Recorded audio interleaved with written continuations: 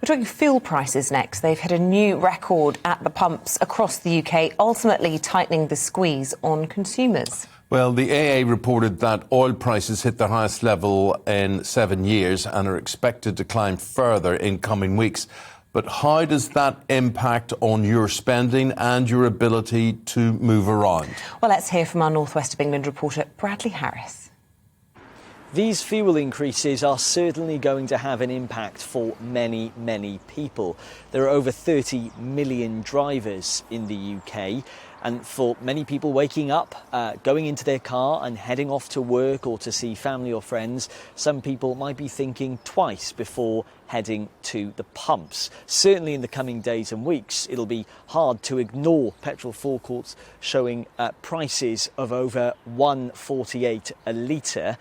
That's how much it was over last weekend. Last Thursday, diesel was actually over £1.51 a litre. And the AA are now saying that the cost of filling up a 55-litre family car will set you back over £81. So certainly people up and down the country who are already facing an impact on the cost of living crisis, energy bills going up. This will be an added cost for people who rely on cars to get around. Here in Altrincham, it's not the same as being in big cities such as London, where there are convenient, efficient and fast transport networks. For many people here, they have to rely on the car to get around. So as soon as the fuel prices go up, that immediately will have an impact on people. And I've actually been chatting to motorists to find out how much of an impact this is having. Let's just hear some of their thoughts.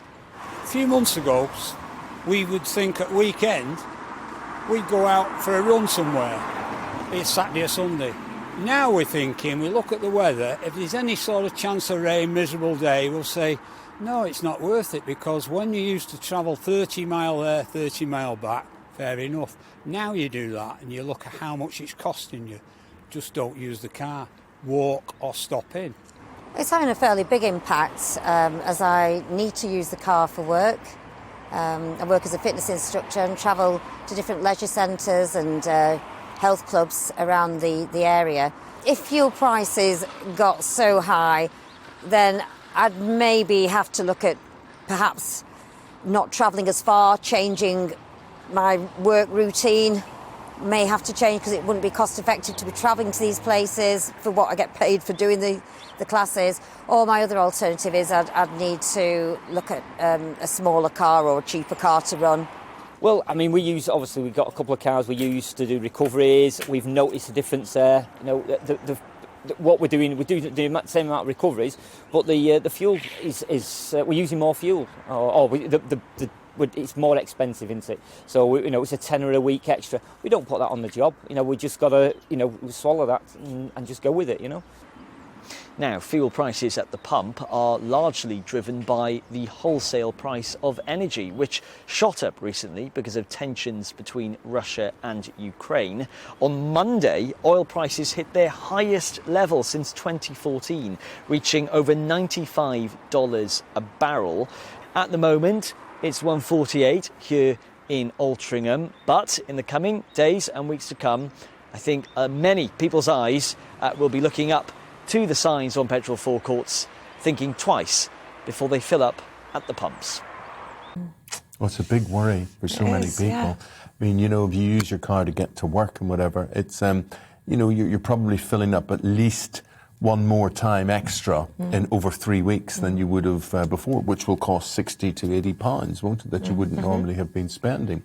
So also, a lot of people feel that our petrol and diesel, the formula is a bit different. It's supposed to be more environmentally friendly. But a lot of you are saying that it doesn't go the same distance. You can't get the same mileage out of it. So it is less efficient. So from that point of view, you're going less of a distance and you're paying more for it, which is pretty bad. So if you've got a tale to tell on that, get in touch. There you are. There's the email out there, or you can tweet at GBNews as well. Okay, with the time coming up to... incidentally, that man talked about you can't go a run anymore. You balked. You balked at that. When I was young in Ireland, we would go a run every Sunday. You go a run down to the coast or up mountains or whatever it is. Yeah. Then I met the present Mrs. Holmes.